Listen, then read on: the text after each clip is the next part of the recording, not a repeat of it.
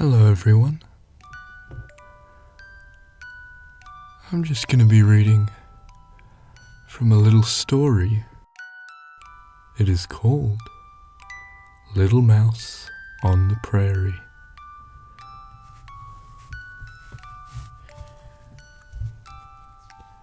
I have my own little book with me today. It's a story that I used to read when I was younger.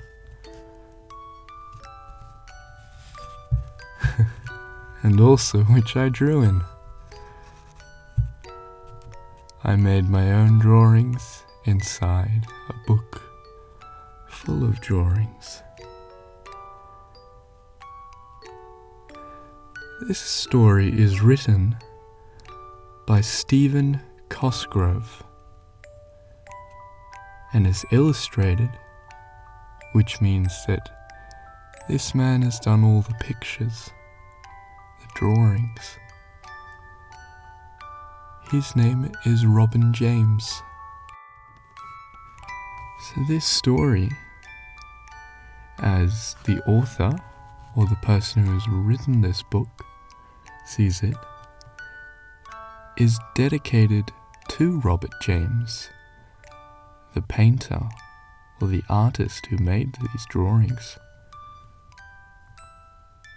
who taught him the lessons learnt by Tweezle. Tweezle seems to be the main character of this story. Maybe we should find out. So here we go. In a land of dewdrops and daydreams, near absolutely nothing at all, lived a whole bunch of mice. Well, that's funny. Isn't that funny? Near a land that has absolutely nothing at all, lived a whole bunch of mice. Well, these mice weren't your everyday run-of-the-mill house mouse mice. A little bit of a tongue twister there. They were more like meadow mice that you might mingle with on a medium morning in May or maybe March. Lots of M's there. And now if we're imagining this, as the illustrator has, or the artist, we'll be seeing a bunch of mice. In the drawing here, there are 4 mice. They all seem to be in this meadow that they're talking about, amongst flowers of purple and blue and yellow, and even some flowers of orange.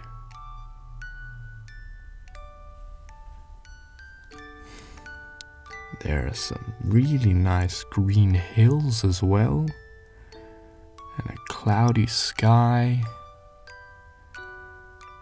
Just perfect. Ooh, one of the 4 mice seemed to be sleeping, but everyone else is just enjoying and exploring. That seems quite nice, doesn't it?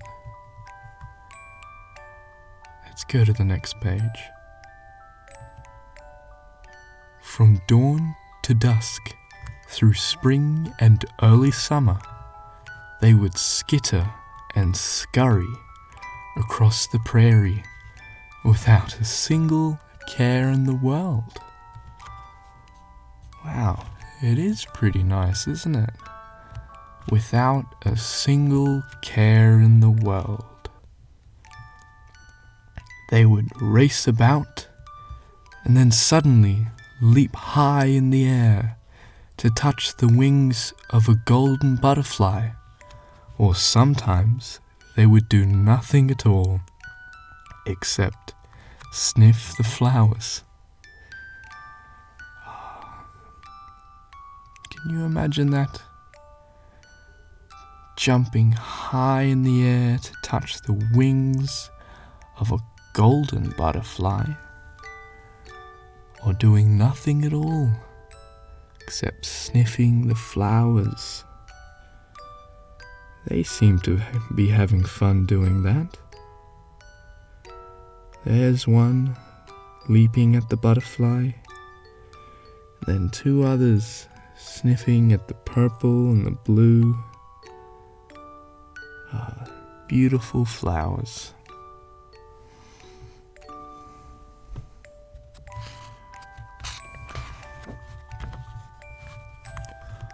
All the mice of the prairie were like this, except for one small mouse called Tweezledee. That's a funny name. Tweezledee. While the other mice were playing their silly games, Tweezledee, or as the other mice called her, Tweez, would work industriously. Do we know what industriously means? It means to work tirelessly and without end, to make something as perfect as it can be, and doing all sorts of tedious chores. That's like washing your dishes, making dinner, all those nice things your parents are doing right now. Maybe one day you'll get to do that too, help around the house. And in the picture next door, it's exactly what Tweedledee is doing. She's making her place very pretty. As soon as she woke in the morning, right after eating her breakfast and brushing her teeth, which is very important, she would begin a long day of hard work. She would dash this way and that, collecting twigs and branches and brambles with which to build her new winter home. That seems like a lot of work, Tweedledee. There she is, in front of a big, strong door, made of the twigs and branches, maybe, that she collected. What a clever little mouse.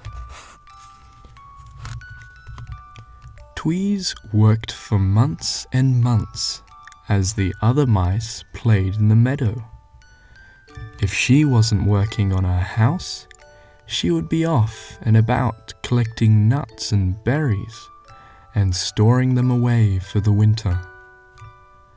She never stopped to play, but was always on the go, searching for this or that, and working.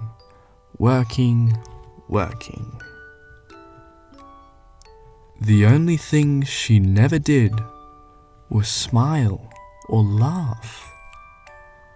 Well, that's very sad, isn't it? Tweez thought that smiling and laughing was a waste of time, and she barely had enough time to do her chores as it was. My goodness. Tweez not having time to smile or laugh or have fun. There she is, picking all the nice ripe berries, putting it in a nice woven basket, getting them ready for winter. That can sometimes be fun, but maybe not for Tweezledee. She has no time for that, it seems. Maybe we can find out if she finds some, shall we? The other mice of the meadow would stop their play just to watch Twee's work. They would laugh till they could laugh no more, watching her dash from place to place, searching for the perfect leaf or a just-so twig. Sometimes it was great fun for the other mice to see if they could get Tweez to smile. As she would race by, they would jump in front of her, making faces that should have made a statue smile. She would always just shrug her shoulders and say, "Silly mouse, I have no time to smile, for winter is coming and I have work to do." Then she would move quickly on her grumbly way. "Oh, that's actually very nice of the other mice to do, to try and make her smile." There they are in the meadow, trying to make Tweezledee smile. But she's got too much work to do. One day, the mice ran out of fun things to do. They sat in the meadow and thought, hoping to find some new game to play. "I know what we can do," said one of the mice brightly. "Let's play a joke on the old grouch mouse, Tweezledee." He hurriedly whispered his plan to the other mice. They all giggled in delight and set off in the million directions to gather what they needed for their wonderful joke. From every flower in the meadow, they picked all the pollen that their little arms could hold. Then they carefully placed the pollen high in the branches of a tree that spread over the path that she took, Tweezledee, every day to and from the meadow. When everything was in its place, the mice hid at the base of the tree, giggling as they waited for Tweezledee. Oh, look at that. There they are, standing at the base of the tree. That is a lot of pollen. I wonder what it's for.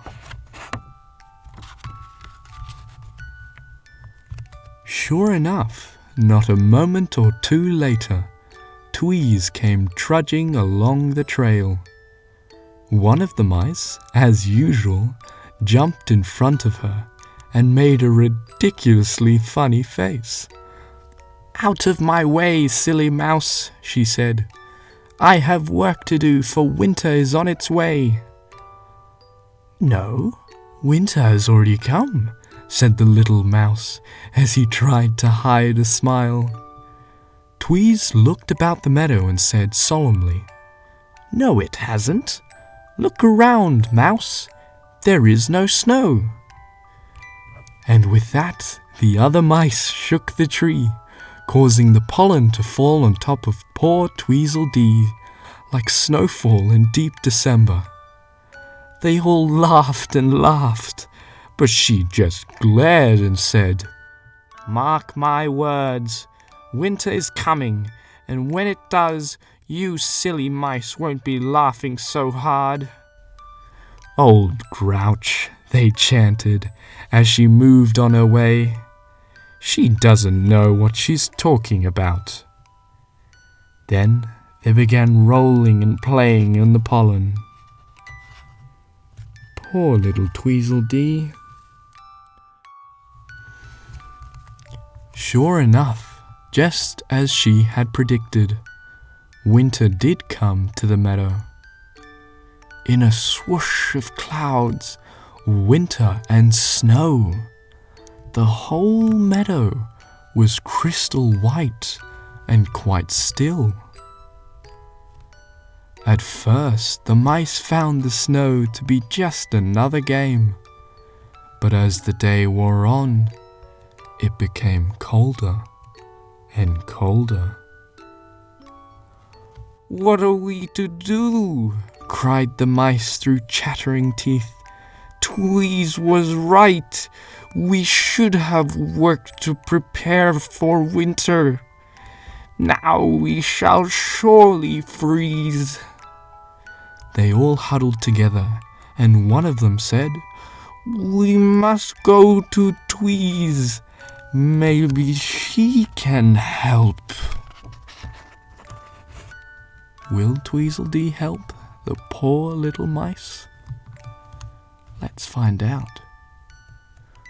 All the meadow mice made their way through the falling snow to Tweez's house on the far side of the meadow. They gathered about and slowly tapped on the door. "Who is it?" came the reply. "It is the mice of the meadow," they answered. The door opened slowly, and there stood Tweez, all warm and cozy in a sweater that she had knitted the summer before. Behind her, the other mice could see a warm, crackling fire made of twigs she had gathered in the fall. "What do you want?" growled Tweez. "Have you come to play another silly joke on me?" "No," said one of the mice. "We came to say we were sorry for all the things we did, and that you were right. Winter was coming, and we should have prepared ourselves as you did." Then all the mice cried, "Please, Tweez, can't we stay with you? If you refuse, we shall surely freeze." Tweez shrugged her shoulders and said, "You should have thought of that before." And with that, she closed the door. My goodness, won't that mean that all of the mice will freeze? My goodness, Tweezledee. Tweez busied herself. This must be after all of the mice had left.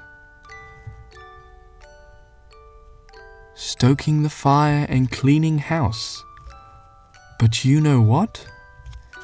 Never in her life had she ever smiled, nor had she ever been happy. In fact, she was very, very lonely. She tried to keep busy, but day after day all she could think about were those poor freezing mice somewhere out in the snow-covered meadow. Finally, she could stand it no longer, and after putting on her winter coat and mittens, she set out to find the mice. For you see, Tweez had a plan, a very happy plan. My goodness, Tweez, look at you in your coat and your mittens. I wonder what the very happy plan is that Tweezledee has. After searching for many hours, she finally found them huddled in a snowbank beneath a scraggly bush. With a frozen tear in her eye, she told them her plan. "Fellow mice," she began, "though this summer I worked as you played, preparing for winter. Many times I wanted to join you, but I didn't know how. If you will teach me how to have fun, I will teach you how to spin and weave, and I will share my home with you." The mice quickly agreed, and they set off for the warmth of Tweezer's home. Oh, look at the poor little mice, all huddled together. They sure are ready for the warmth of Tweezer's home. What a merry time they had. Tweez taught them to weave and sew, and they taught her to laugh and sing. And once or twice, for no reason at all, Tweezledee would smile a happy smile. Isn't that lovely? Look at them all, so happy and warm, sitting around the blazing fire. Some of them even now are learning to sew and make some nice winter coats. And I believe that is the end. Oh no. Here's the next page. So when you're hard at work or working hard to play, remember Tweezle's laughter on that crystal winter's day. There we see Tweezledee heading out as it seems to be the end of winter and the end of this story of the little mouse on the prairie.